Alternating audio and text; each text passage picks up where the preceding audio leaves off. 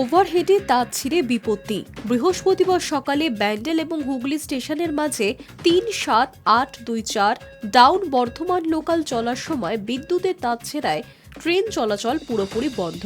এদিকে মাঝপথে দাঁড়িয়ে একাধিক ট্রেন, যার ফলে চরম ভোগান্তির শিকার কাটোয়া ও বর্ধমান লাইনের যাত্রীরা।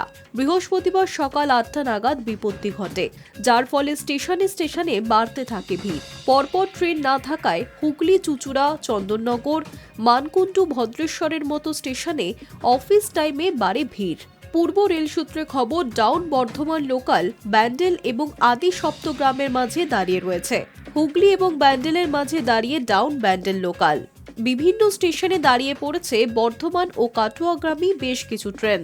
ফলে সকালে ব্যস্ত সময় ভিড় বাড়তে শুরু করেছে প্রত্যেকটি স্টেশনে। সব মিলিয়ে চরম ভোগান্তির মুখে পড়েছেন নিত্যযাত্রীরা।